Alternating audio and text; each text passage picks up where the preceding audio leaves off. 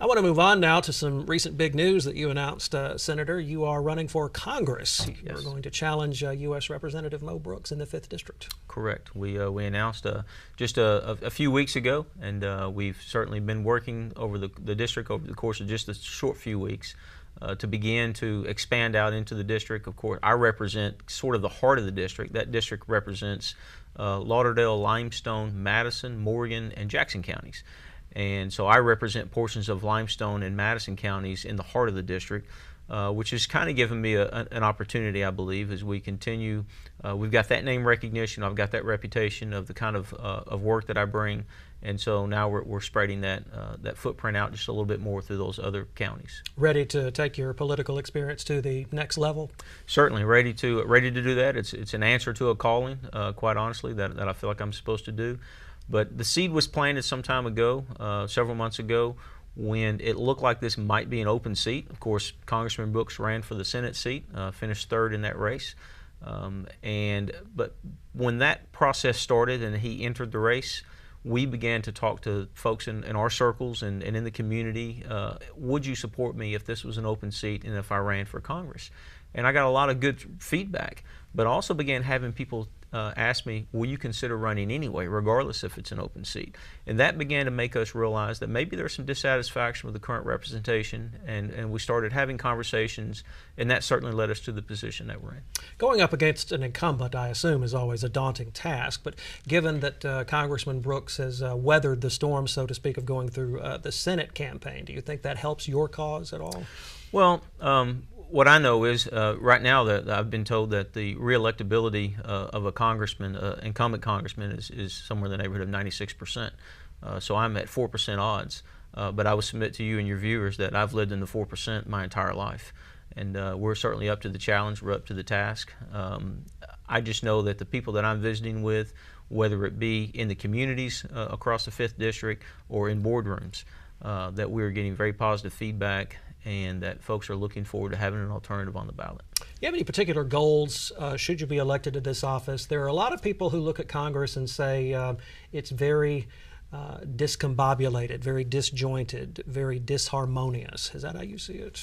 It's exactly how I see it, and I would tell you that just in recent days we're seeing the President's involvement is certainly bringing folks out of the corners. What you have had over the course of the last few years is both sides have kind of retreated to their corners, and they're embattled. And you have a president that is working to bring folks back to the middle, back to what this country kind of expects. No progress is certainly not good. We're really tangled and in gridlock. And so what we're seeing is no progress, and I would submit that incremental progress is better than no progress, and that's what the people are expecting. We don't want to win the argument and lose the vote. And in reality, that's what's happening in Washington and has been happening for some time. And so what we need to be able to do is continue to stay with our positions, but find some common ground that is going to incrementally move us towards some solution, some resolution, whether it be health care, whether it be the tax reform, whether it be the immigration issues. So there are many challenges before us in Washington, but I do believe that I bring that to the table, the ability to work with both sides of the aisle, but also work within my own party to help move some progress, move something forward, so that the folks back home are going to feel like, one, they're being listened to, they're going to feel like their ideas are being shared in Washington, and not the ideology of one person. Speaking of working together, were you encouraged this week that Democrats seem to be trying to work with the president on immigration? Well, I am encouraged by that, but I'm also encouraged and look to, the president is the de facto head of the Republican Party now as the president of the United States. The Republican Party does control the White House, we control the Senate, and we control the House of Representatives. What I'm looking for now is the president has brought the Democrats to the middle, so to speak. Now I need to see how the art of the deal, to coin his phrase, is going to work out. Yes. And there's some fundamental things we need to be aware of and stay our course on. But again, incremental progress is better than no progress. Also, the inability, at least so far, not to get out some of the president's key agenda items, like health care, for instance. Exactly, and that was very frustrating for all of us. And there were some that's an example of where we're beginning to work together. However, because it took so long to work it through the House, that the Senate basically had just a very short time to be able to do anything with it. Ideally, the Senate would have passed something, and then we would be in a conference committee to finalize something. What I do know is that the people that I'm talking to, and all across America, we have people that are very frustrated with their continuing skyrocketing healthcare costs. They're getting less coverage regarding their premiums are going up. They're getting less coverage, and so we haven't really accomplished anything. And that's, again, what we need to fix. You mentioned President Trump as the de facto head of the Republican Party. There are some who point to his being somewhat polarizing, and maybe that's getting in the way of some of the progress on key agenda items. Do you see it that way at all? Well, President Trump's going to do what President Trump wants to do, and we're seeing some wild cards that are certainly being played there. And I have to trust that he's got an agenda. Right now, there's no agenda moving forward. And so I look to the leadership of our party in Washington, both in the congressional side as well as coming out of the Oval Office, to move an agenda forward that is what the American people elected. The president was overwhelmingly elected to the president. And so we've got to move an agenda forward, and that's what the people expect. If you were elected to the 5th congressional seat here in Alabama, would you? I hear you saying you'd like to bring back some more confidence in the body, so to speak. Yes. It's I think in general, people are just Congress has a very, very low approval rating, and I think part of that is based on just everyone's retreated to their corners, and there's not a willingness to come to the center and to work towards some resolution. And you're going to have to work collaboratively, and again, that's something that I bring to the table from my experience in the state legislature that I think will be beneficial. How does your family feel about this bid? I know it would cause big changes in your family life should you get elected. It will. Fortunately, I have 2 adult daughters. One's still at the University of Alabama. The other's married and lives there in Madison. And I have grandchildren. I've got one that's 2.5 years old, and I've got another one on the way in December. But our family situation, we're not going to move to Washington. I'll commute. Fortunately, the airport's just a few miles from my house. Oh, good. And so it's roughly a 3-hour commute to Montgomery right now, and it's going to be about a 3-hour commute to Washington. Of course, the days will be longer, and my time home will be much shorter, but it's a sacrifice that my family's willing to make. Senator, I want to spend these last few minutes talking about a new task force that you're serving on that had its organizational meeting in Montgomery this week. It's the Task Force on 21st Century Firearms Law. And what you're doing is you're taking a look at existing state firearms laws, right? Correct. Tell us about your mission. Well, the resolution to establish that was passed this last legislative session, and there are 2 Senate appointees by the pro tem. And right as the bill was passed, or the resolution was passed, I expressed interest to the pro tem that I would like to serve. Of course, I'm very pro Second Amendment and have a record of that here in the legislature. What I really wanted to do with this is to make sure that we're not going to do anything in this task force that would limit our Second Amendment rights. And so a great way to do that is to be at the table. I also know that in years past, when we've had legislation that has come up regarding gun laws, there has been a lot of political theater that kind of goes on with that during a legislative session. There's some pressure involved, but there's a little bit of political theater. And I think there's some value to us doing this task force outside of a legislative session so that we have the capability to really take that political theater aside and really get down to the issues that some people have with regards to some of our gun laws. So today's the organizational session that we had was a very good opportunity to begin the process. We're going to meet several more times in the months ahead, and we may have some legislation that will be proposed out of this committee. We may just agree to disagree and not move anything forward, but again, I'm looking forward to the debate. Would you also vet current or ongoing legislation to maybe help the sponsor pitch the bill in a certain way?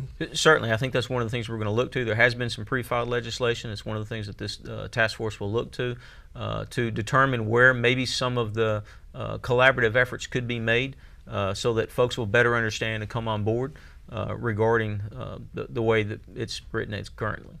I bring that up because I know Senator Gerald Allen has pre-filed his open carry gun bill again for this year. And I think this will be the 3rd year running that he's brought it up. And as you point out, there's been a lot of political theater over it, among other gun bills. Right, and there's concerns as to whether or not what the real issue is regarding that legislation. I would tell you that I've been a supporter over the last 3 years. I believe it's passed the Senate the last 3 years. We've ran into some roadblocks in the House, and one of the goals of this committee is to try to help identify, is there a workable solution that can get us to where we need to be it is a very limiting factor with regards to open carry. The ability to open carry is already legal in our state.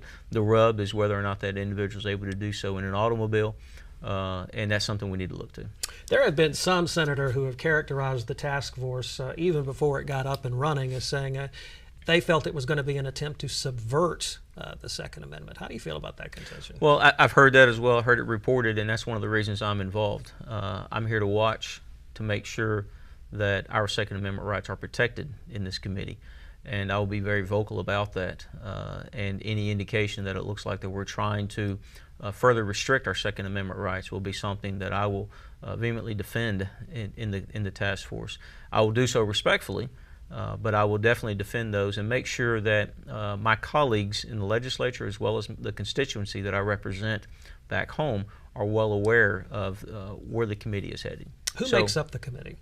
Well, the committee actually has a very broad representation.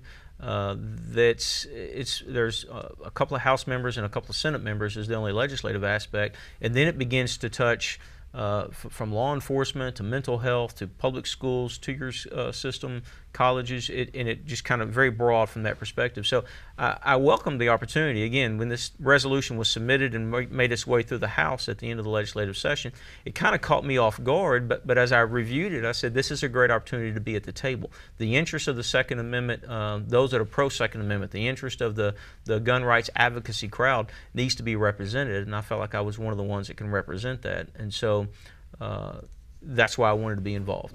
Alabama is often portrayed as one of the staunchest defenders of the Second Amendment, Exactly. wouldn't you say? Yes, and we have a good history of that. We have a good common sense approach to that. When I look to one of the things that we've done is begun to study surrounding states and look to what are their gun laws and how do our gun laws marry up to those. But at the end of the day, we just need to ensure that our rights are not infringed as embedded in the U.S. Constitution as well as in our state constitution. This week's meeting of the task force was organizational in nature, but moving forward, you said that you're optimistic that maybe some legislation might come out of the task force? Well, that's one of the stated intents of the resolution that established the commission or task force. And with regards to that, I asked one of the co-chairs, Representative Farley, who is the author of the resolution that established, what is his vision as we move forward.